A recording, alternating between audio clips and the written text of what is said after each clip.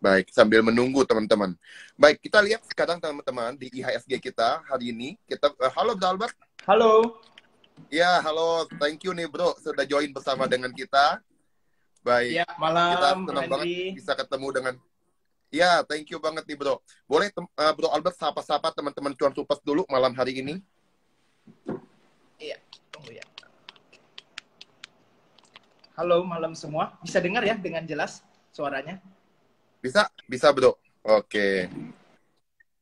Ya. Aman. Apa kabar Suara sih Bro jelas Bro. Henry? Baik. Dipacai dulu nih, baru Chinese New Year. Baik. Puji Tuhan, sehat semua. Iya, betul. Kyonghi nih Bro. Kyonghi. Baik. Memang hari ini agak menarik ya Bro ya. Kalau kita lihat kondisi market sekarang, di tengah kasus Omicron yang all time high, kemarin kita lihat Omicron ini nyentuh 27.000 kasus, ya belum pernah Omicron setinggi ini. Terakhir Delta Betul. ya, kita sempat 50.000. Ini sekarang Omicronnya tapi all time high juga. Tapi yang menarik adalah market juga all time high ini.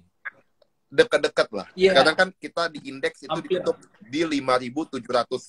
Ya 5.731, sedangkan level tertinggi SG itu 5.750 something lah. Nah kalau kita perhatiin ini Bro, ditambah kasus COVID yang memang lagi naik, Bro Albert justru lihat ini, apakah investor harus was-was jualan dulu, atau Bro Albert lihat ini memang saham ini sedang memang lagi fasenya cukup menarik untuk kita bisa masuk di tahun Chinese New Year tahun 2022 ini. Silakan Bro. Oke. Ya jadi kalau misalkan kita kepingin beli ya dengan harga sekarang, memang kita harus hati-hati. Kenapa? Karena indeks kan sudah tinggi. Jadi opsi kita untuk belanja saham itu sudah agak limited, ya kan, dibanding pada saat indeks kalau di bawah misalkan 6.003 atau 6.002, ya kan. Sekarang kan 6.007, berarti kan ibaratnya rata-rata saham sudah terjadi kenaikan. Nah, kita perlu perhatikan beberapa sektor yang ibaratnya ada potensi tapi harganya belum rally terlalu tinggi. Nah, kira-kira seperti itu. Jadi, sekarang yang perlu kita perhatikan sebenarnya adalah foreign flow, ya. Kalau misalkan di foreign flow ini kita melihat asing masih lanjut belanja di IHSG, di mana sebenarnya kekhawatiran kita kan adalah the Fed menaikkan suku bunga kan. Nah, tapi ternyata Betul. IHSG masih terus diborong sama asing. Nah, ini good news buat kita nih. Nah, oleh karena itu teman-teman kalau mau belanja, sebenarnya selama IHSG masih terus dibeli oleh asing, ya kan, dalam waktu dekat ini kita bisa mencari beberapa saham yang masih berpotensi untuk rally, untuk short term ya, short term sama mid term. Kira-kira seperti itu. Baik, jadi memang kita harus hati-hati Bro ya, apalagi dengan kasus COVID naik ini, kita takutnya memang tentu pemerintah akan bisa aja melakukan pengetatan PPKM ke level berikutnya gitu. Jika ini memang naik, nggak tahu market apakah akan bereaksi, ini apakah memang dianggap sudah di price in, atau justru market memang sekarang ngelihat foreign flow-nya kan gede banget. Hari ini tuh sekitar hampir 900 miliar Bro ya, kalau kita lihat foreign flow hari ini, terutama masuk di saham-saham big caps kayak Bank BRI ya, BBCA dan kawan-kawan, atau juga sempat tadi ada akumulasi juga di foreign-nya juga cukup banyak masuk. Kalau kita lihat Bro, jadi dengan melihat kondisi ini, kalau Bro Albert sendiri, ada saham-saham apa yang Bro Albert lihat sekarang itu sedang menarik banget buat kita perhatikan nih Bro? Oke, jadi saya masih stick dengan beberapa minggu yang lalu ya. Jadi kita perlu perhatikan itu yang pasti properti. Kalau teman-teman mulai perhatikan properti dalam waktu beberapa hari terakhir sudah mulai ya, orang retail ataupun mungkin big fund sudah mulai memperhatikan properti dan mereka mulai akumulasi nih. Yang dimana kita mungkin akhir tahun lalu itu baru mengantisipasi setelah komoditas akan ada booming properti. Nah, sekarang kan berita-berita seputar properti dan kita lihat big fund sudah mulai masuk ya. Contoh hari ini juga sebenarnya 2-3 hari terakhir seperti saham BSDE ini mulai diakumulasi cukup besar oleh market maker kan. Nah, ini properti memang setelah nanti puncak-puncaknya komoditas, rata-rata properti akan diuntungkan, ya kan? Karena ya saya pernah jelaskan bahwa mereka ini banyak duit, nanti mereka akan ya belanja berinvestasi lah, kan tidak semua orang berinvestasi seluruhnya di dalam pasar saham. Ada yang beli properti dan seterusnya, dan disitulah kita akan melihat performance properti ini akan terjadi kenaikan. Lalu kalau misalkan Bro Henry juga bisa lihat atau teman-teman di sini ya, itu minyak ini sekarang harganya udah 90 lebih. Nah, ini sangat menarik untuk diperhatikan karena jarang-jarang ya untuk bisa harga minyak ini stay sampai tembus 90 apalagi, dan kita melihat ada potensi lanjut naik nih. Nah, ini kita harus terus memperhatikan sektor minyak. Kira-kira seperti itu. Menarik bro ya. Jadi kalau dari sektor properti tadi yang udah dilihat ada akumulasi BSDE ya bro ya. Dan Iya, BSDE ini memang menariknya kan dia ingin masuk ke bisnis data center teman-teman. Jadi memang ini bukan cuma properti ya, tapi juga dia akan mulai coba merambah ke bisnis data center ya. Teman-teman tahu lah data center itu valuasinya udah banyak yang absurd ya bro ya. Ada DCII, ya ada Edge, MLPT. Nah itu bisa bisa kita lihat bahwa BSDE ini menarik juga nih untuk kita perhatikan jika dia memang merambah ke bisnis yang baru tersebut. Dan juga kalau kita lihat bro, ini tadi sempat dibahas mengenai ini ya harga minyak yang tembus $90. Biasanya kalau minyak naik, ini kan pengaruhnya pasti akan ngikutin ke substitusi produknya. Contoh kayak CPO, terus juga masuk ke batu bara. Kalau kita lihat batu bara sekarang udah $200 lebih, CPO juga naik terus, tapi akhirnya pemerintah melakukan DMO. Jadi batu bara, kalau dulu cuma batu bara yang mesti jual ke dalam negeri dengan harga yang ditetapkan oleh pemerintah, sekarang bahkan CPO juga sama. Dibuat ada DMO-nya, Domestic Market Obligate. Apakah ini dilihat oleh Bro Albert sebagai sesuatu yang akan membuat saham CPO ini tetap menarik, atau justru ini akan menekan profitnya? Coba kalau Bro Albert lihatnya seperti apa? oke.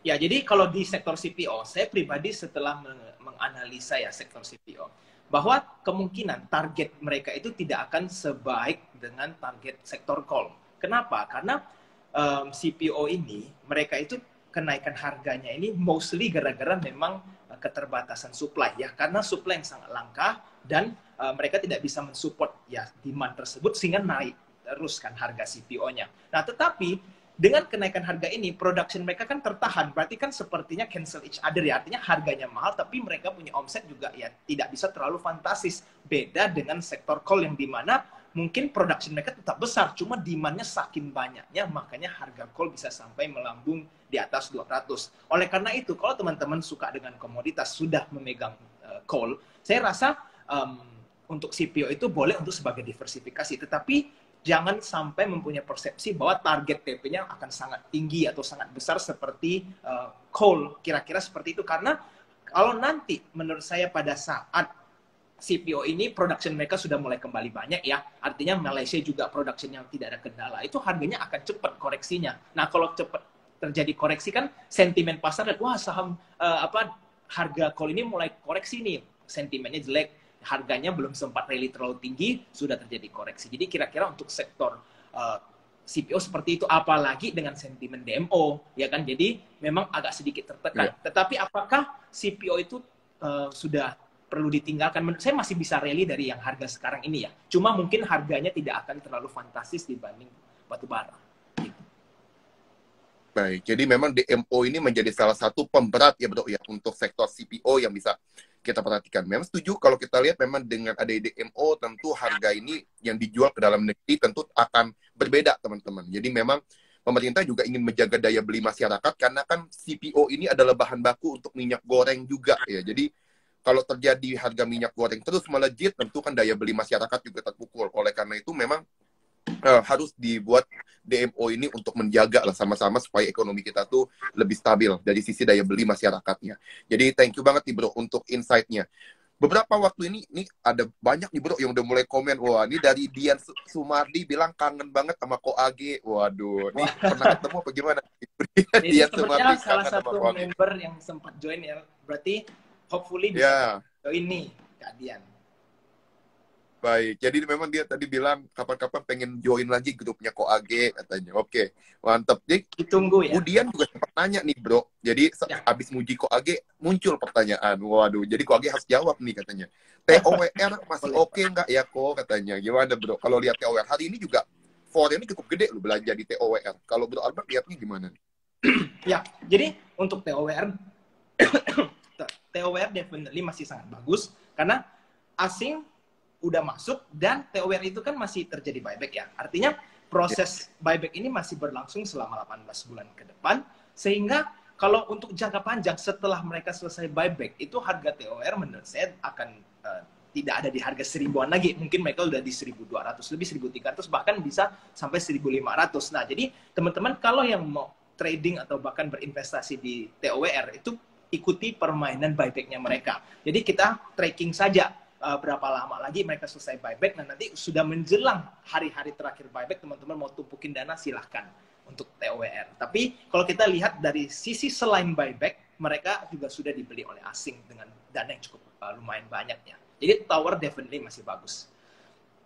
Baik, jadi udah dibeli asing tadi bro ya. Kita juga lihat dari sisi EV EBITDA juga kalau teman-teman perhatikan, TOWR ini masih lebih murah sebenarnya dibandingkan dengan Tebik ataupun MTEL. Kalau teman-teman perhatikan dari sisi EV EBITDA-nya, just juga habis dia akuisisi SUPR, itu pun bro EV EBITDA-nya belum termasuk dia udah SUPR udah dibeli. Jadi kalau udah dibeli SUPR, mestinya sih valuasinya akan lebih menarik lagi untuk TOWR. Betul. Jadi memang ditambah tadi buyback kata Bro Albert, sehingga ini secara fundamental ini menarik banget, apalagi foreign-nya pun udah mulai notice TOWR ini menarik, sehingga udah mulai banyak masuk. Tentu Budian bisa perhatikan TOWR ini sebagai saham yang menarik. Tadi Bro Albert juga sempat bahas itu.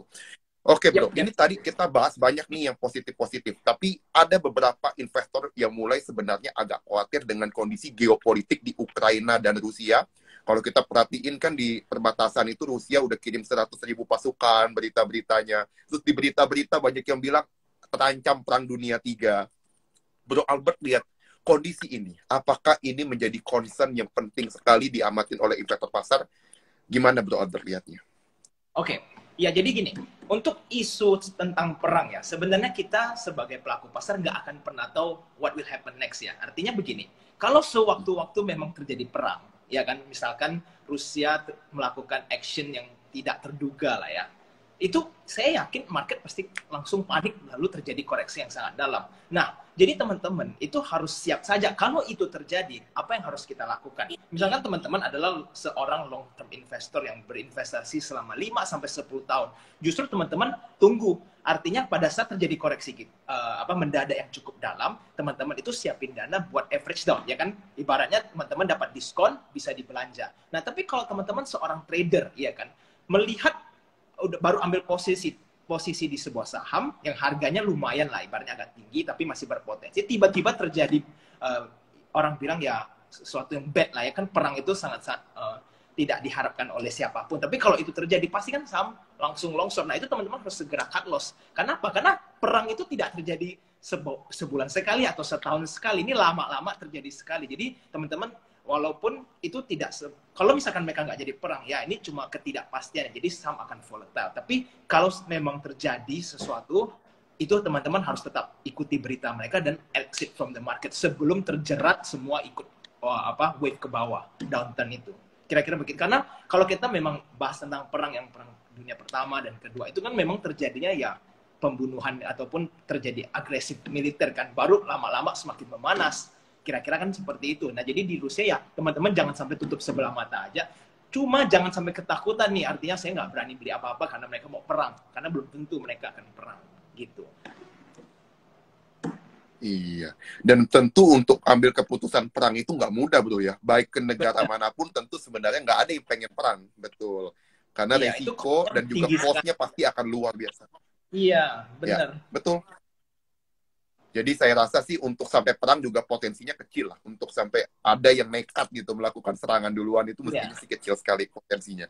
Baik, ini menarik sekali bro. Kalau kita perhatikan ini banyak banget yang nanya udah mulai nangkep nih bro dengan arah pembicaraannya. Kalau kita bicara tentang perang tadi bro Albert sempat bilang uncertainty gede. Biasa kalau uncertainty-nya meningkat, biasanya harga emas naik nih bro. Karena kan orang nyari safe haven. Dianggap ini adalah aset yang bisa melindungi nilai. Jadi orang beli emas. Kalau Bitcoin udah nggak bisa, soalnya kalau suku bunga Amerika naik kan Bitcoin anjlok. Jadi dia akhirnya orang balik ke aset yang awal nih, masuknya ke emas. Emas juga udah mulai naik. Ditambah tadi dari Bu Dayutami bilang Medco gimana? Karena betul perang ini tentu akan berdampak. Rusia ini kan eksportir utama gas ke Rusia, ke Eropa. Rusia itu adalah eksportir utama ke Eropa untuk gas. Nah kalau gasnya juga ini tegang sekarang NATO sama Rusia dan ini membuat harga gas bisa naik. Minyak juga naik ke $90. Apakah Medco menarik kalau di Bro Albert lihat? Jadi ada sektor emas, sektor minyak. Nah, Bro Albert lihat dua sektor ini seperti apa? Oke, ya jadi gini, untuk membahas tentang minyak dulu ya. Kalau minyak ini terus terjadi kenaikan, memang selain kekhawatiran tentang perang dan seterusnya, memang ada terjadi shortage of supply ya. Karena keterbatasan mungkin gara-gara di Amerika juga ada extreme weather ataupun ada bencana dan seterusnya itu kan membuat mereka jadi shortage of supply, sehingga harganya kita bisa lihat terjadi kenaikan yang cukup signifikan. Nah, ini memang memperburuk sebenarnya situasi inflasi ya. Kalau misalnya kita ngomongin tentang macroeconomics, inflasi itu akan sangat-sangat buruk kalau terjadi kenaikan minyak terus-menerus. Nah, apakah Metsi diuntungkan? Kalau teman-teman di sini sudah ikutin YouTube saya dari beberapa minggu yang lalu, saya sudah menjelaskan ya kalau di mana Metsi itu memang cukup menarik. Nanti mungkin di video minggu depan atau minggu ini saya akan memberikan analisis yang cukup intens ataupun detail terhadap Metsi. Nah, cuma untuk teman-teman yang hari ini hadir, Metsi definitely akan sangat diuntungkan untuk kenaikan harga natural gas ataupun minyak. Dan teman-teman bisa perhatikan setiap terjadi kenaikan harga minyak di histori sebelumnya, rata-rata harga Metsi bisa terjadi rally, ya kan? Nah, sekarang kita bisa gunakan ini juga sebagai momentum. Kalau teman-teman yang mungkin suka dengan momentum trading, ya melihat ada news bagus dan memang menguntungkan buat sektor yang partikular, contohnya seperti Metsi, yang minyak dan khusus gas. Nah, ini kemungkinan dalam waktu midterm ini akan ada terjadi rally. Dan kalau teman-teman juga perhatikan broker summary ini diakum terus ya beberapa minggu terakhir, teman-teman juga bisa melihat harganya sekarang kalau dari target sih sebenarnya masih agak jauh. Jadi potential profit masih lumayan nih bagi teman-teman yang mungkin belum ada barang, bisa coba antri di harga di bawah gitu ya. Ada koreksi, teman-teman bisa mulai nyicil. Untuk Metsi, kira itu. Nah, Bro Henry. Baik. Jadi cicil ya bro ya untuk Medco memang menarik dari sisi memang udah harga minyak nembus $90. Kalau dari sisi emas bro, tadi ada yang sempat nanya juga Antam gimana kok. Nah, nggak tahu nih Antam yang dia maksud apakah lebih dia pengen nanya nikelnya atau emasnya. Tapi kan ini punya dua-duanya nih. Jadi kalau Bro Albert sekalian menjawab pertanyaan salah satu tadi siapa yang nanya ya tentang Antam tadi sempat ditanyain tuh di atas. Silakan bro, gimana pandangannya? Oke, jadi gini, kalau untuk emas kita bisa lihat. Saya pribadi fokusnya di saham BRMS ya. BRMS itu kan mereka lebih kayak fokus untuk emas production and everything. Jadi kalau memang harga emas nanti naik, yang sangat diuntungkan itu pasti definitely langsung BRMS. Karena mereka sangat terkonsentrate lah ya terhadap emas itu. Nah, jadi kalau misalkan teman-teman memang yang pencinta emas dan memang yakin kalau semakin banyak yang uncertainty ya, ketidakpastian, itu emas memang rata-rata menjadi tempat parkir. Ya kan dana-dana besar ini parkir di emas ya rata-rata kalau udah parkir di emas harga emas bisa naik. Kira-kira begitu kalau untuk BRMS. Nah, bagaimana dengan Antam? Kalau saya lihat Antam ini beberapa tahun terakhir ya, khususnya setelah tweetnya Elon Musk tahun lalu pada saat COVID, itu Antam sentimennya itu kayaknya lebih berat ke nikel ya kan dibanding ke emasnya. Karena Antam itu kan sebenarnya fokusnya jual beli ya. Mereka itu kan memfasilitasi jual beli itu lebih ke arah itu. Nah, nanti kalau Antam ini, mereka itu akan mendapatkan sentimen yang lebih kuat pada saat nikel ini harganya naik, ataupun Indonesia sudah mulai fokus ke baterai listrik. Nah, Antam ini akan mendapatkan sentimen tersebut. Dan belum lagi kalau teman-teman ikuti untuk Antam, mereka kan nanti pabrik yang untuk nikel ini akan jadi ya di tahun ini. Kalau teman-teman aware, kalau nggak tahun ini, tahun depan bisa sudah jadi. Nah, kalau itu nanti sudah memasuki dia punya production dan nanti laporan keuangannya diuntungkan oleh production nikel ini, maka Antam untuk jangka panjangnya pada saat nanti baterai listrik itu sudah mulai normal ya, artinya kebutuhan bikin mobil listrik dan seterusnya, itu Antam akan harganya pasti naik. Cuma sekarang kita perlu wait and see dulu. Kenapa? Karena Antam kemarin terjadi distribusi besar pada saat harga 2.200 itu kan terjadi big distribution yang ada big money keluar dari saham Antam, sehingga kita nggak tahu nih base Antam ada di berapa. Jadi teman-teman sebaiknya lebih ke wait and see dulu sampai kita melihat ada big money masuk kembali atau melakukan akumulasi, baru teman-teman mulai masuk ke Antam lagi. Gitu. Itu strategi untuk di Antam. Nah, menarik bro, karena memang kalau kita perhatikan ini bro ya, sentimen dari kendaraan listrik itu masih besar banget. Terbukti kemarin Indi bisa langsung arah ya gara-gara kerjasama dengan Foxconn dan lain-lain untuk bikin ekosistem mobil listrik. Jadi kita bisa lihat market itu masih sangat menunggu-nunggu sentimen saham mana yang ada arahnya ke mobil listrik. Dan kalau kita lihat tadi dari Bro Albert bahwa memang Antam untuk sekarang memang kita perlu wait and see karena masih ada distribusi di broker summary-nya. Tentu harus dilihat dulu ketika ada akumulasi mulai lagi masuk, baru kita bisa join lagi masuk ke Antam. Menarik nih bro kalau kita perhatikan dari yang disampaikan. Kalau kita lihat nih bro, ini udah banyak sekali nih bro yang nanya, karena tadi Bro Albert banyak bahas saham-saham.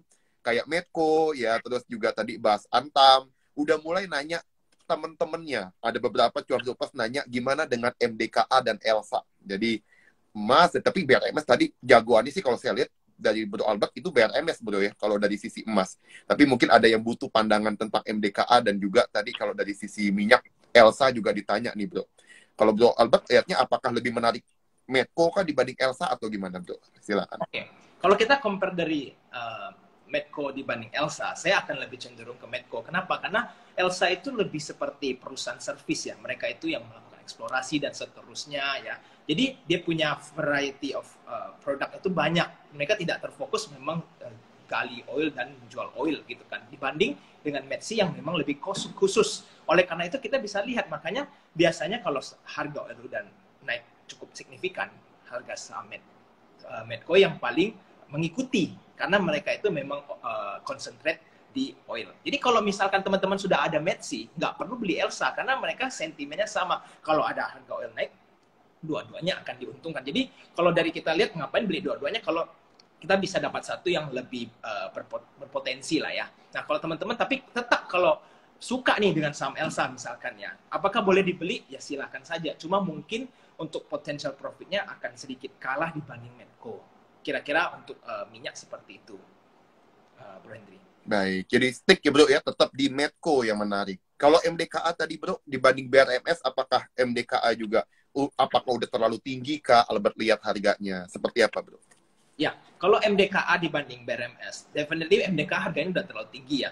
Bukan berarti sahamnya itu jelek, karena seberapapun bagus sebuah saham, tapi kalau harganya sudah mahal kan kita bisa ada potential loss ya, karena kita beli di harga yang agak tinggi atau agak mahal. Nah, jadi kalau teman-teman yang mau trading, mau masuk di harga sekarang MDK itu memang agak sedikit resiko dibanding mau beli yang BRMS. Karena BRMS itu kan sekarang masih ada banyak story ya. Karena selain mereka expansion dan terhadap emas dan juga ada saling grup yang ada di dalam, di mana ini ada transisi, ibaratnya ya transisi pengendali lah ya kan. Nah seperti ini kan ada interest yang mereka fokuskan untuk di saham ini. Jadi teman-teman bisa gunakan kesempatan itu untuk mendapatkan cuan. Oleh karena itu saya pilih BRMS karena ngapain saya beli terlalu banyak saham di sektor yang kurang lebih sentimennya sama. Seperti itu. Baik, jadi teman-teman sebenarnya tuh udah dapat dagingnya loh. Jadi kalau nanya kompetitornya malah menurut Albert kita nggak usah terlalu diversifikasi, malah bingung ya. Kalau sektornya story-nya sama, mendingan cari yang the best-nya. Kalau menurut Bro Albert ya itu sekali lagi disclaimer karena ini adalah opini pribadi dari Bro Albert ya, dan teman-teman juga bisa nanti analisa lebih lanjut ya, teman-teman bisa lihat bahwa di sisi perminyakan jagoannya adalah Medco, tadi dari sisi emas itu adalah BRMS. Jadi teman-teman bisa udah langsung ditanya bro, ada yang langsung ingin tertarik nih dari Pak Zai nanya BRMS jadi boleh masuk kok sekarang. Waduh langsung nih bro, kayaknya udah siap besok nih Senin. Iya, gini. Gimana bro? Langsung aja masuk nih. Kalau mau masuk BRMS sebaiknya kalau di harga sekarang mungkin sedikit tinggi ya. Kalau mau cukup aman itu sebenarnya di harga 131 ke bawah.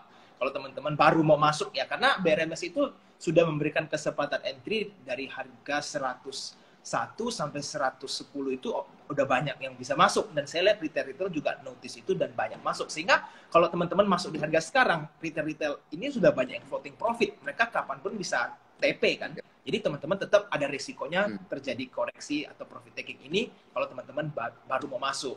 Nah jadi kalau mau aman ya di bawah 131, kalau dapat silahkan, tapi kalau nggak dapat bagaimana ya jangan maksa beli BRMS, masih ada banyak saham lain kok yang bisa diperhatikan. Jangan nanti misalkan harganya tiba-tiba contoh nih hari Senin mendadak naik gara-gara entah bagaimana naik lah ya kan. Nah itu jangan FOMO, misalkan lihat dia 140 lalu kepingin cepet ikutan cuan lalu dibelilah harga BRMS 145 misalnya atau 100 berapa. Nah itu kan namanya FOMO. Ya jangan trading seperti itu, lihat saham naik langsung dikejar gitu. Betul. Jadi logika kita harus lebih kuat dari emosi kita bro ya. Justru banyak orang memang nyangkut ketika FOMO ini udah menguasai nih emosi kita. Betul, jadi memang boleh cicil kali bro ya.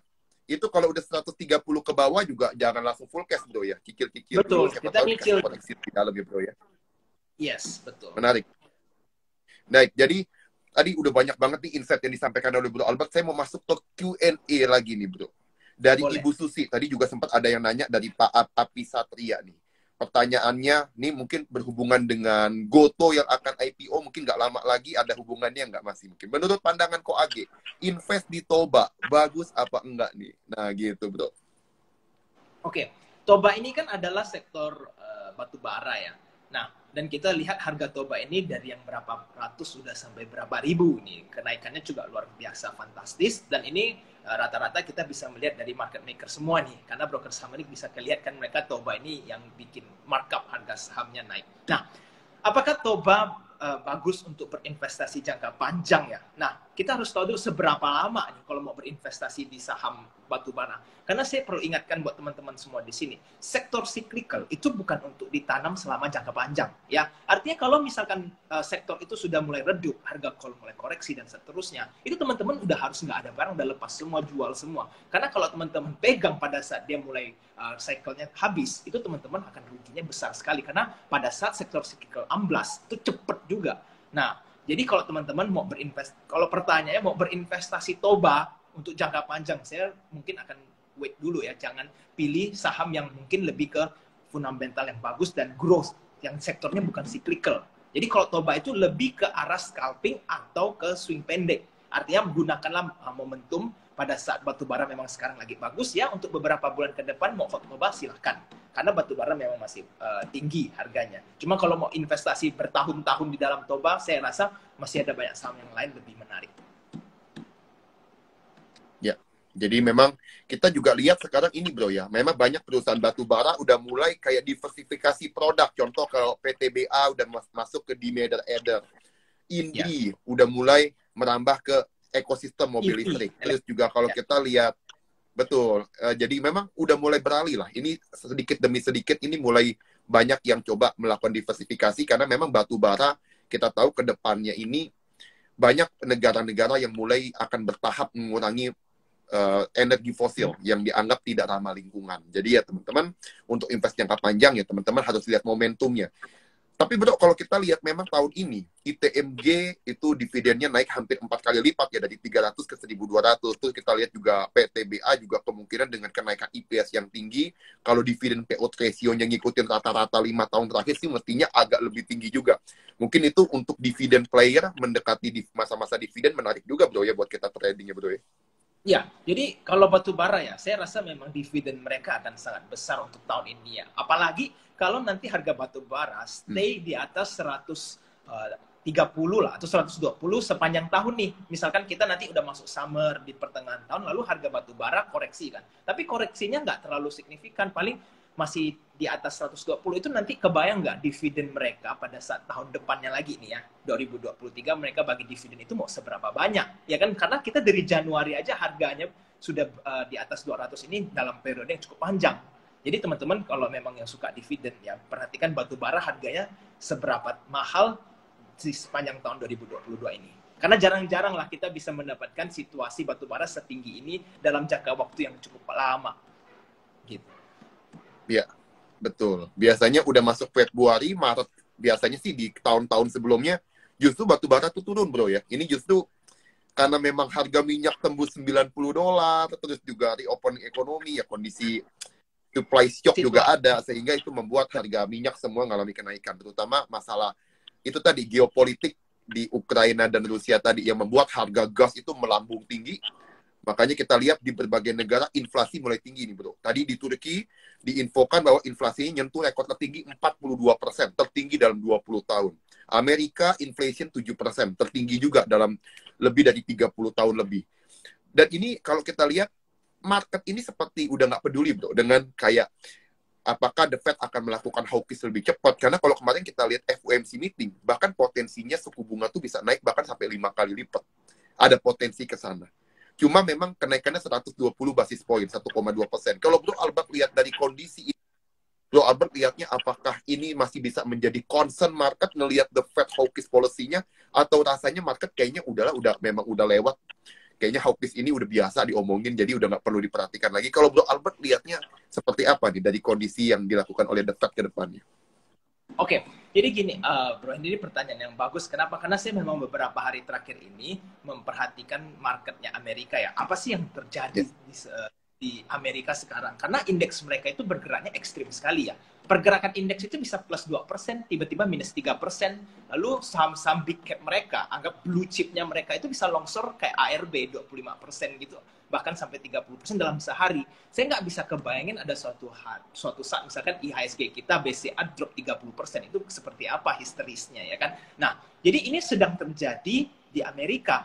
Nah, saya pelajari kayak apa sih yang kayak expert di sana punya pandangan terhadap the Fed misalkan atau ekonomi. Mereka ini benar-benar ke split into bear and bull ya. Artinya mereka sendiri pun nggak tahu ini market mau seperti apa. Jadi sekarang bukan lagi yang dimana concernnya tentang inflasi tinggi atau mau hawkish ataupun kenaikan suku bunga dan seterusnya. Market sekarang ini lagi galau. Mereka sendiri tidak tahu harus berbuat apa.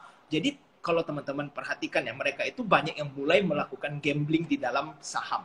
Di dalam yang Amerika yang dalam bentuk apa? Mereka melakukan call option, put options. Mereka mau quick money. Artinya saya mau beli call option nih di saham ini karena mungkin market akan turun. Ada yang call options dan seterusnya. Karena setiap kali kita lihat ya beberapa hari ini yang pada saat earnings keluar kayak Facebook tiba-tiba drop ada 25% lebih, ya kan itu ekstrim sekali. Lalu kayak kemarin Netflix juga heboh, tiba-tiba habis keluar earnings drop segitu. Nah, jadi mereka pun karena banyak yang cabut dari posisi yang buy dan melakukan call ataupun put options, mereka seperti akan semakin tinggi volatilenya. Jadi teman-teman bisa lihat Amerika ini juga tidak tahu kemana market akan bergerak. Jadi kalau saya melihat, kita bukan lagi harus fokus terhadap pergerakan The Fed mau ngapain sih. Kenapa? Karena Amerika memang lagi kayak bisa analisa. Itu sebenarnya simple, dana asing, cuma itu saja. Selama kita bisa tahu asing masuk kan kita masih tahu kan foreign sama domestik. Kalau kita punya foreign ini terus masuk ke IHSG, berarti Amerika pun merasa mereka harus cari market di luar sana yang lebih tenang dibanding market mereka sendiri yang lagi panik begini. Ya, artinya kadang naik, kadang runtuh. Jadi mereka gunakan kesempatan ini masuk, ada yang masuk ke Indonesia, mungkin masuk ke India, ada yang masuk ke Korea. Jadi teman-teman, kalau selama asing masuk ke IHSG, kita aman. Karena memang mereka pun sulit ambil posisi di saham-saham Amerika. Jadi kalau teman-teman, yang awalnya saya begitu concern tentang interest rates ya, tapi sepertinya sekarang sudah agak berbeda ya, karena market di sana lagi chaos. Begitu bro, dari pandangan saya. Iya. Jadi memang pengaruhnya nggak ke semua saham ya bro ya. Kalau kita perhatiin tadi saham-saham yang memang growth investing yang kayak yang pertumbuhannya cepat, bahkan Facebook tadi sempat dimention oleh Bro Albert bahwa sampai drop 26%. Kita bisa lihat portofolio dari ARK Investment itu jatuh sampai 55% year on year. Tapi yang lucu adalah Berkshire Hathaway justru sahamnya naik 30% lebih nih bro. Menarik. Jadi nggak semua saham itu jatuh. Ya, saham yang justru memang udah ketahuan perusahaan yang profitable, yang memang udah mature bisnisnya itu justru masih growing nih. Tapi yang saham-saham yang selama ini didorong oleh valuasi tinggi, oleh story, justru ada terjadi kejatuhan dulu sekarang. Kalau Bro Albert dari hal ini yang bisa kita pelajarin di saham-saham Indonesia, apakah kita memang perlu diversifikasi lebih banyak ke big caps sekarang? Kalau lihat berkaca dari situ, seperti apa Bro? Apakah kita struktur pasar modalnya beda nggak dengan Amerika? Oke, ya jadi teman-teman di semua, kalau misalkan kepingin lebih bermain defensif ya, itu harus bisa punya saham-saham yang lebih kayak out ekonomi dibanding semuanya beli growth ataupun teknologi. Karena bisa teman-teman perhatikan kita kan ada teknologi market boom yang kemarin kan pada saat COVID. Artinya rata-rata saham teknologi dari yang berapa perak, 50, 100, 200 bisa jadi ribuan atau bahkan puluhan ribu. Itu sudah terjadi. Nah, apakah akan bisa terjadi massive correction? Kalau kita lihat belajar dari Amerika, ternyata saham blue chip yang growth stock pun bisa tiba-tiba longsornya 20% lebih. Ya kan, Netflix bisa, lalu Facebook juga bisa. Dan ini berarti suatu saat Indonesia juga bisa saja mengalami seperti itu ya. Artinya saham-saham yang teman-teman merasa, wah ini kan saham teknologi nih, nggak mungkin lah longsor, bisa aja mendadak langsung roboh. Jadi teman-teman kalau mau diversifikasi, pilihlah beberapa sektor yang ekonomi, yang pastinya komoditas. Untuk kita kan Indonesia kuat di komoditi ya. Teman-teman boleh lirik komoditi. Perbankan udah pasti ya. Perbankan itu kalau interest rates naik, perbankan yang diuntungkan. Apalagi properti, kalau teman-teman belum ada properti itu, perlu perhatikan sektor properti. Karena itu yang akan mungkin memberikan teman-teman cuan paling banyak untuk tahun ini atau tahun depan. Menarik. Ya, 3 sektor tadi yang sempat dimention oleh Bro Albert. Nah, Bro, ini banyak sekali Cuan Supers yang bertanya tentang Barito nih, Bro. Saya nggak tahu kenapa, apakah ini menjadi salah satu saham yang paling banyak dipegang saat ini. Kalau Bro Albert lihat Barito dan PPIA, Bro Albert lihatnya seperti apa nih? Mungkin buat membantu teman-teman yang sedang mencari insight. Oke, jadi gini, TPI memang kalau teman-teman lihat penasaran ya kenapa naik terus ya, saya juga melihat TPI ini kita pribadi ya, ini saya kasih tahu teman-teman, kita di AJ Invest ini justru sudah mendekati harga target TP kita, karena kita belanja di harga 7.000, sekarang udah mau 10.000, jadi rata-rata sudah mau exit dari 7.000 ke 10.000, profit kan sudah lumayan banyak. Jadi kalau teman-teman baru mau masuk sekarang, itu resiko udah sangat besar. Tapi teman-teman jangan khawatir, kenapa? Ada opsi selain TPIA. Karena TPI kan memang petrochemicals dan kimia itu juga sangat diuntungkan dengan inflasi yang besar dan kita bisa melihat ini ya. Nah, BRPT ini menjadi salah satu alternatif karena mereka kan sebenarnya ya satu kesatuan ya kan, salah satunya induk company. Nah, BRPT ini teman-teman harganya belum terjadi kenaikan seperti TPIA. Jadi kalau teman-teman mau beli ada juga disupport oleh akumulasi yang cukup besar. BRPT itu tuh kalau teman-teman buka broker summary-nya, BK itu sudah mulai belanja ya di saham ini. Jadi teman-teman kalau mau belanja dibanding TPIA mungkin lebih baik ke BRPT karena risk reward-nya akan jauh lebih baik dengan harga sekarang ya BRPT dibanding TPIA. Baik, jadi memang kita lebih lihat ke Barito, Bro ya. Kalau teman-teman tadi ingin tahu gimana caranya teman-teman yang belum punya akun sekuritas dan ingin bisa nanti ngobrol-ngobrol dengan Bro Albert, ingin konsultasi lebih lanjut, teman-teman bisa langsung hubungin ke Telegram admin AG Invest ya Bro ya. Apa Bro? Boleh Bro nanti yang disampaikan ya biar lebih detail nih nanti untuk bisa disampaikan. Silakan nih Bro. Kalau memang tadi mungkin Bro ada sempat bahas tentang beberapa hal yang bisa Bro sampaikan biasanya di dalam grup-grup yang Bro pimpin. Apakah teman-teman jika ingin cari info lebih lanjut bisa hubungin kemana nih Bro?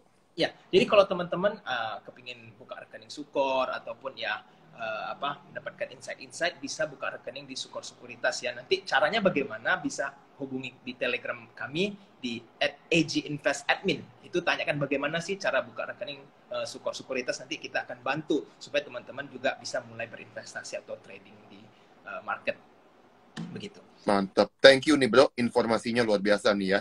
Jadi teman-teman, kini kita lanjut ya. Ada dari Bu Natalia nih Bro. Ini juga banyak ditanya dari tadi, saya lihat banyak sekali yang nanya friend. Cuman memang Bu Natalia juga nambahin Cleo. Mungkin dua saham ini lagi diperhatikan. Cuma kalau friend memang banyak sekali dari tadi yang sempat nanya. Udah berapa nama sih ya lihat. Kalau Bro lihat friend ini seperti apa?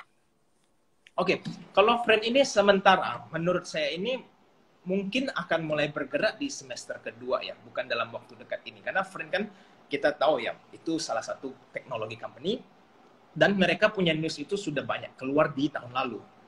Jadi sekarang menurut saya, big money ini akan bermain di sektor lain dulu, seperti ya komoditas, properti, perbankan, dan seterusnya, dan bahkan minyak ya. Nah, jadi Friend ini kan mereka mungkin akan bergerak sideways untuk beberapa bulan. Jadi kalau teman-teman tanya nih, apakah Friend masih oke nggak? Ya bisa-bisa aja kalau dia terjadi koreksi teman-teman mau nyicil ya. Cuma kalau mau menunggu ada pergerakan yang signifikan, berpotensi sih nanti di semester kedua, bukan sekarang ini. Kalau menurut saya seperti itu pandangan saya untuk Friend. Baik. Jadi Friend memang kalau Bro Albert lihatnya masih posisinya sideways dulu nih Bro ya. Belum ada sentimen yang kuat yang bisa ngedorong dia rally. Apalagi market sekarang panggung-panggung utamanya justru ke big caps karena IHSG lagi terus-terusan naik nih Bro ya. Jadi lebih ke big caps nih sekarang yang sedang diperhatikan oleh market ya. Memang beberapa saham-saham yang punya story juga tetap menarik. Cuma memang arahnya nih kalau kita lihat flow-nya lagi ramenya ke saham-saham yang lagi masuk ke big cap. Nah sekarang kita coba lihat pertanyaan berikutnya Bro. Ini juga dari tadi nih sempat ada yang bilang gimana dengan ibu kota baru. Kita lihat apakah ini menjadi sinyal bahwa konstruksi akan kembali comeback nih Bro. Kalau Bro Albert lihatnya apakah betul ibu kota baru sentimennya akan menarik nih sektor-sektor untuk komoditas untuk bisa bangkit. Silakan Bro. Oke. Ya, jadi gini, untuk sentimen terhadap konstruksi ya, ibu kota baru itu mungkin tidak akan terlalu signifikan untuk semua saham yang konstruksi ya. Kenapa? Karena proyek mereka itu kan ya cuma untuk membangun daerah Kaltim ya kan, dan itu juga terbatas dengan ibu kota baru. Itu pun kita harus lihat jangka berapa lama, berapa tahun baru mereka akan dapat benefitnya, ya kan? Kalau misalnya mereka kerjain proyek, dapat revenue dan seterusnya, kan itu butuh waktu untuk ditercermin ke fundamentalnya. Nah, jadi apakah kalau hanya dengan, oke, kita akan ada pindah ibu kota ke Kaltim, dalam waktu dekat konstruksi akan comeback, menurut saya akan agak sulit. Karena masih banyak sekali sektor yang lebih dominan dibanding konstruksi, cuma sekedar dengan pemindahan ibu kota. Jadi kita harus tetap realistik ya teman-teman. Jangan karena kita misalkan teman-teman kayak suka banget nih sama konstruksi karena yakin kalau oke ibu kota baru tiba-tiba konstruksi akan berterbangan. Ingat dulu kita masih banyak sektor lain yang sentimennya jauh lebih kuat seperti bank-bank mini, bank-bank lain ya kan. Jadi teman-teman tetap harus stay fokus lah ya. Artinya jangan tergiur cuma karena dia sektor konstruksi dengan ibu kota gitu. Baik, tetap perhatikan flow-nya pokoknya bro ya. Yes, Flow-nya ini follow yang the penting. money. Betul, follow the money. Kalau kita tunjukin flow-nya kemana, kita ikutin. Oke, memang itu. Kalau Bro Albert memang sangat expert di bidang bandarmologi, teman-teman. Jadi memang teman-teman bisa bertanya banyak jika ingin di sini ingin ada yang bertanya tentang saham mana yang lagi dapat flow atau apa yang teman-teman sedang perhatikan, silakan bisa ditanyakan ke Bro Albert di kolom Q&A. Saya mau lihat lagi di kolom Q&A ini udah banyak nih, Bro. Nah, pertanyaan berikutnya nih bro, ini mengenai BBYB. Yang aku lihat kayaknya di grup juga sempat banyak nih dibahas, ditanya-tanyain di grup Cuan Tupas juga. Aku laku kelihatan mau akumulasi terus saham BBYB. Gimana prospeknya jangka panjang kok Albert? Nah, gimana? Oke. Ini pertanyaan straightforward sekali ya, karena BBYB juga salah satu saham ya saya bisa bilang favorit ya. Kenapa? Karena BBYB memberikan cuan paling besar di tahun sebelumnya. Nah, bagaimana prospek jangka panjang? Begini, seberapa panjang saya akan kembali bertanya. Artinya, apakah teman-teman mau invest BBYB ini selama 10 tahun atau selama 20 tahun? Nah, kalau jangka waktunya sepanjang itu, saya mungkin akan berpilihan dulu nih. Karena kenapa? Bank digital itu kan persaingan akan semakin sengit ya. Jadi kalau untuk berinvestasi selama itu 10-20 tahun, kita perlu pilih yang market leader yang jelas mereka tidak akan guncang walaupun ada banyak kompetitor baru. Nah, sementara ini yang saya lihat yang mampu itu kan Arto, karena Arto sudah mulai mau menjadi positif ya, mereka punya laporan keuangan dan seterusnya. Sedangkan kalau BBYB mereka lagi transisi, masih proses bakar duit dan mengambil customer lah ya, mereka kan lagi marketing dan juga mereka masih banyak red issue yang akan lakukan. Jadi secara short term ataupun mid term BBYB ini sangat bagus karena masih banyak kepentingan nih dari aku laku dan seterusnya untuk mendongkrak harga saham BBYB naik. Tapi kalau teman-teman ngomong yang 10 tahun, 20 tahun, mungkin saya akan masih lebih cenderung ke Arto untuk jangka yang sepanjang itu ya, yang kita bisa anggap atau treat seperti BCA, yang dimana teman-teman mau nabung panjang. Nah, jadi kalau teman-teman yang para swing trader BBYB ini definitely sangat layak untuk dipantau dan target kita itu masih sangat jauh sih sebenarnya kalau dari harga sekarang ya. Masih bisa di atas 2.800 itu bisa, tapi kemungkinan itu tercapai pada saat setelah red issue bukan sebelumnya. Karena masih butuh red issue dan seterusnya, jadi proses BBYB masih panjang. Story-nya masih banyak ya bro ya untuk sampai ke sana. Kalau kita ikutin bahkan dari tim riset dari Suko Sekuritas itu bahkan target price kita di 4.000 lebih nih bro, 4.300 yes, lah. Itu, jadi memang cuannya masih banyak ya. Story-nya masih panjang sekali. Jadi memang menarik ya. Kalau dia ada koreksi dalam tiap kali bisa kita ambil ya bro ya, karena memang menarik nih BBYB kayak kemarin 1.700 kena langsung up lagi. Jadi menarik nih saham BBYB untuk bisa tetap teman-teman perhatikan. Nah, ini juga nih bro, banyak sekali dari tadi yang chat ya, di kolom chat kali ini. Banyak yang nanya tentang IPTV. Ini udah beggar nih, dibanding low-nya kemarin. Setelah jadi, biasanya kita kan suka tiap hari ini bro, ngasih saham yang top winner sama top losernya. Nah ini kalau 2 minggu lalu nih masih terus-terusan tiap hari masuk di top loser, tapi sekarang top gainer terus nih. Bro Albert lihatnya sekarang yang ditanya ketika dia udah beggar. Prospeknya bagaimana? Oke, apakah masih bisa beggar kembali, bro? Silakan. Baik, jadi gini, teman-teman yang nanya IPTV ini mungkin pasti matanya sudah tertuju ke beberapa saham MNC ya, di mana mendadak mereka dari 50 atau mendekati 50, tiba-tiba semua jadi beggar. Nah, jadi teman-teman harus aware dulu. Tidak semuanya perlu teman-teman beli, ya kan? Pilihlah yang paling make sense, yang kira-kira big money pun bermain di area saham itu. Jangan cuma karena kita lihat, oh ada beberapa retail besar yang mau umpan, lalu teman-teman kejebak, akhirnya terjerat, akhirnya dibawa turun lagi. Ingat ya, teman-teman bisa lihat mereka beggar kan ibaratnya contoh dari harga 60 jadi 100 lebih. Kalau teman-teman baru mau beli 100 lebih, tiba-tiba sahamnya dibanting lagi ke 60, itu bisa-bisa saja kan. Dan kalau itu terjadi, uang teman-teman habis semua. Ya kan, karena mereka baru bawa dari yang 50 atau 60 lebih ini. Nah, jadi kalau teman-teman mau perhatikan saham MNC, mungkin teman-teman sekarang harus pilih-pilih ya, apa saja yang benar-benar perusahaannya legit, ya, dan yang cuma sebagai noise, artinya gangguan aja supaya teman-teman ikut mau FOMO, beli ini, beli itu, jadi mereka ambil attention teman-teman supaya mereka bisa fokus menaikin harga saham yang mereka ingin naikkan. Nah, pilihannya apa? Kalau dari saham MNC yang saya bilang saham yang murah-murah ini ya, dari contoh IPTV, BABP, Becap, Kepik, ya kan.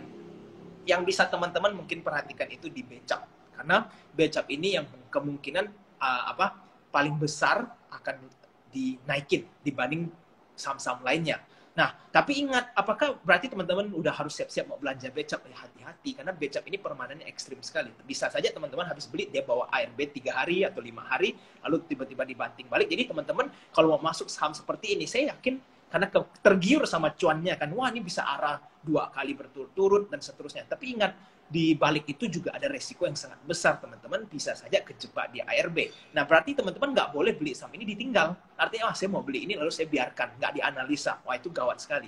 Kalau mendadak dia bawa lagi ke bawah sampai harganya 50, ya teman-teman habis uangnya, nggak bisa keluar dan floating loss-nya akan sangat besar. Jadi permainan seperti ini, teman-teman harus sangat ketat dan tidak boleh ditinggal saham-sahamnya. Ya, teman-teman harus make sure seperti itu. Jadi harus ada trading plan bro ya, dan harus disiplin banget cut loss-nya, dan juga money management-nya harus bagus nih bro. Jadi juga jangan sampai uang yang dianggap besar banget masuk, karena memang resikonya cukup besar juga. Nah, jadi memang itu yang dimention oleh Bro Albert di saham-saham yang tadi sempat dibahas. Oke, ini lanjut lagi nih, mungkin salah satu orang yang suka ikuti YouTube-nya AG Invest nih bro. BBKP nasibnya gimana nih bro katanya? Ya, BBKP gampang sih, simple. Kalau dia nggak tembus harga 400 atau 500 sih nggak usah dijual ya. Karena saham ini kalau teman-teman masih realistic enough, sebenarnya teman-teman sederhananya begini, cari tahu dulu Cookmin itu seberapa besar sih ya. Karena kalau misalnya teman-teman aware atau tahu ya Cookmin itu seberapa gede di dunia internasional, pasti teman-teman akan cukup serius memperhatikan BBKP. Karena Cookmin sendiri saja mereka cukup serius ya untuk mau take over BBKP dan mau mengubah mereka ya menjadi bank yang baru. Nah, jadi teman-teman kalau kita lihat bank-bank digital yang legit lainnya, itu PBV mana ada sih yang seperti BBKP sekarang, ya kan? Cuma BBKP ini kan masih beribet ya di dalamnya, artinya mereka baru saja transisi, dan juga sebelumnya ini kalau saya bilang SDM dan quality-nya mereka itu kalah dibanding bank-bank lainnya. Jadi mereka ini, si Cookmin ini PR-nya banyak untuk BBKP. Jadi kalau teman-teman berharap dia harus rally secepat dengan bank digital lain, ya enggak. Karena mereka sendiri masih banyak yang perlu diubah. Nanti kalau udah semuanya selesai, manajemen diganti, SDM sudah di training, mereka sudah mulai serius ya, programnya juga di-upgrade, bahkan ada mau keluarin program software baru ya saya baca. Ini nanti kalau sudah itu semua terrealisasi ya, PBV-nya si BBKP ini udah nggak akan ada di sini lagi. Jadi teman-teman tenang-tenang hold saja BBKP sampai nanti mature harganya. Baik. Jadi itu ya, sudah terjawab. Ini dari Mundok Laskut, jadi justru nanya, tadi udah sempat dijawab nih Pak Mundok ya, untuk properti emiten pilihan Ko Albert yang mana? Kalau tadi sempat Pak Mundok ikutin di awal, Bro Albert bilang BSDE itu adalah salah satu stock pick jagoannya Bro Albert di bagian sektor properti. Nah, ini masih ada hubungannya Bro. Mungkin pertanyaan berikutnya nih dengan grup sektor minyak nih Bro. Akra itu gimana? Kalau tadi kan kita udah bahas Elsa udah, Medco udah. Nah, tapi kata Bro Albert kan Medco udah, jangan terlalu banyak yang linknya sama, yang memang sektornya sama, jangan sampai diversifikasinya di satu sektor. Akra apakah juga Bro Albert menjadi perhatian juga untuk bisa diperhatikan? Oke. Akra begini ya, kalau Akra saya lihatnya selama harga batubara naik dan mereka itu gencar memproduksi batubara dan mereka revenue terus naik, Akra akan diuntungkan. Regardless mau harga minyaknya itu melejit naik atau tidak. Buktinya aja kemarin Akra terus rally pada saat harga minyak tidak setinggi ini. Ya kan, berarti kan kita harus tahu bahwa kenaikan harga Akra itu bukan serta-merta kenaikan harga minyak. Karena minyak aja di bawah, Akra bisa rally sekencang-kencangnya. Tapi kita harus tahu, ternyata Akra itu sentimennya itu di batubara. Karena Akra ini menyuplai paling banyak kan ke sektor batubara ya. Dan mereka terus, kalau omset mereka naik, berarti kan kesibukan naik, pesan minyak terus sama Akra, ya pasti omset Akra akan naik. Jadi kalau teman-teman patokan mau beli Akra, itu bukan di harga minyak ya, tapi dengan lebih ke batubaranya. Perhatikan terus sektor batubara, kalau bagus, Akra masih akan punya prospek ke depan. Betul, dan itu Akra tuh juga bukan minyak yang untuk ini ya bro ya, dia hanya untuk trading gitu. Jadi orang beli kan itu dia dapat fee-nya. Nah, itu yang membuat sebenarnya bukan pengaruh ke harga minyak sebenarnya. Mau harga minyak naik atau turun dalam juga Akra akan tetap profit gitu, karena dia hanya ambil fee dari tradingnya aja. Dan tapi memang seperti yang Bro Albert bilang, penjualan dia memang paling banyak ke sektor batubara, sehingga dengan batubara yang sedang bergeliat, apalagi per 1 Februari semua perusahaan batubara udah mulai boleh ekspor lagi, Bro ya. Kalau kemarin kan di Januari kan kita nggak boleh ekspor, sekarang udah boleh ekspor lagi, tentu ekspansinya bisa digenjot lagi, sehingga Akra menjadi salah satu pilihan menarik buat kita perhatikan. Thank you nih Bro Albert buat insight-nya, luar biasa nih ya. Ini buat Bro, rupanya MSIN juga masih banyak nih Bro, sempat dibahas sama Behit nih. Rupanya masih banyak yang tertarik dengan pertanyaan mengenai grup MNC tadi. Kalau tadi sempat di-mention oleh Bro Albert sih, saya nggak dengar nih, ada 2 nama ini, MSIN dan juga Behit. Apakah ada sesuatu Bro yang ingin Bro sampaikan? Mungkin ingin dilengkapi? Ya, jadi kalau tadi untuk Behit ya, teman-teman, saya masih lebih tetap cenderung ke BCAP-nya ya. Karena kalau BCAP. kita lihat dia punya big money itu, mereka lebih fokus di BCAP dibanding ketimbang IPTV atau Kepik dan lain-lainnya. Nah, bagaimana MSIN? MSIN ini ya teman-teman lihat mereka rally-nya non-stop ya. Mau di UMA, mau di suspend, mau di apapun, rally terus. Jadi teman-teman kalau yang sudah pegang pasti cuannya banyak. Tapi kalau yang baru mau masuk, saya rasa ya teman-teman resikonya udah terlalu gede ya. Kalau mau misalkan, wah saya mau ambil cuan 10%. Nah ingat, bisa sih dapat cuan 10% ikut keretanya mesin. Tapi kalau tiba-tiba dia selesai lalu dia ARB, mau berapa banyak kali ARB teman-teman terjerat. Ya kan, dari yang kepingin cuan cepat jadi ruginya dalam dan lama lagi karena nggak bisa exit. Nah jadi teman-teman ingat ya, saya selalu ingatkan bahwa setiap kita mau masuk ke dalam sebuah saham, jangan cuma mikir cuannya dulu. Seberapa cepat, seberapa banyak. Ingat, setiap kita masuk saham itu bisa mendadak balik arah. Dan kalau sudah balik arah, kita exitnya gimana? Kalau tiba-tiba resikonya 30% tapi profitnya 10%, ya nggak seimbang. Ngapain kita pilih saham seperti itu? Mending saya pilih saham yang tenang-tenang, resikonya kecil, tapi bisa kasih profit yang besar. Gitu. Iya, oke. Thank you nih Bro. Jadi memang grup MNC lengkap nih ya. Tadi udah dibahas semua. Dan yang masih dianggap menarik oleh Bro Albert, memang Bro Albert ini bukan saham yang udah naik tinggi, memang dianggap beresiko nih Bro ya. Karena memang kan kalau udah naik tinggi, kita takutnya siapapun bisa TP di situ. Jadi memang resikonya akan jauh lebih besar ketika kita masuk pas saham udah rally. Tapi itu justru yang banyak ditanyain nih. Jika udah rally, biasanya kita terpancing, ingin masuk karena berharap akan naik lebih tinggi lagi. Cuma tetap resikonya harus teman-teman perhatikan. Jadi ya, yang menarik. Nah sekarang kita masuk nih Bro, yang saham yang justru udah weakness-nya nih. Dari Bapak Zhang. Nah Pak Zhang bilang gini, ASII masih aman gak ya kok AG? Aneh sangkut nih di ASII 5670. Waduh, 5670 udah panik nih Bro. Di Astra gimana nih Bro Albert lihatnya? Ya, ini gini. Sepertinya ASI sekarang harganya masih di 5.500 atau 5.004 ya. Kalau terakhir saya lihat. Ini saya rasa itu nggak bisa dibilang sangkut ya. Karena harga baru koreksi 200 poin itu masih kecil sekali. Nah, kita akan ngomong ASI ini untuk jangka panjang apakah masih bagus? Definitely yes. ASI itu potensinya masih sangat besar. Kalau mereka melihat banyak perusahaan lain kayak Telkom aja mulai ekspansi dan seterusnya. ASI itu kalau mau ekspansi lebih gampang lagi. Dana mereka besar, koneksi mereka besar, mereka mau masuk ke perusahaan-perusahaan fintech atau apapun, tinggal masuk aja kan berinvestasi, ya kan. Nah jadi untuk kedepannya kita juga melihat Astra itu kan memang fokus di vehicles ya, mobil kan. Jadi kalau mereka India aja bisa masuk ke electric vehicle, apalagi ASI. Mereka tinggal cari partner atau apa untuk masuk ke dalam sektor electric vehicle atau mobil listrik, maka mereka punya sentimen akan tinggi. Jadi kalau mereka bisa fokus di electric vehicle ataupun di vehicle ini, potensinya bagus ke depannya, teman-teman, saya rasa Astra masih sangat besar potensi ke depannya untuk jangka panjang. Jadi nggak perlu khawatir ya. Kalau dikasih murah sampai 5.000 nih contoh Astra itu average ditambah aja. Kalau teman-teman yang belum punya mau beli silahkan. Karena untuk jangka panjang saya rasa Astra masih sangat bagus. Menarik Bro. Ini bahkan Ibu Ira Purwono komen saya Astra di atas 6.000 lagi katanya. Tapi emonya senyum Bro. Berarti ini orang pusing dia. Ya 6.000 tidak terlalu panik. Iya. Nggak terlalu panik, betul. Memang Astra ini menarik karena banyak sebenarnya teman-teman sentimen positifnya ya. Tadi sempat Bro Albert banyak sekali mention tadi mengenai penjualan vehicle-nya, juga potensi mobil listrik juga. Tentu Astra dengan teknologinya akan sangat mudah sebenarnya untuk mau ekspansi ke mobil listrik juga bisa. Terus juga Goto, dia punya kepemilikan investasi di Goto juga sekitar 4-5%, itu juga menarik di Astra. Terus juga kita lihat dia juga punya UNTR. UNTR tadi sempat dibahas oleh Bro Albert bahwa CPO ini dibanding dan batu bara, justru batu bara yang menarik. Tadi kalau jadi dengan kita lihat dia adalah holding company-nya, tentu Astra ini sebenarnya positif juga buat teman-teman perhatikan dengan harga yang sekarang 5.500, 5.400 sih sebenarnya menarik buat masuk ya Bro ya. Iya, Kita nanti apalagi kalau ya, dikasih 5.000, wah itu bagus banget.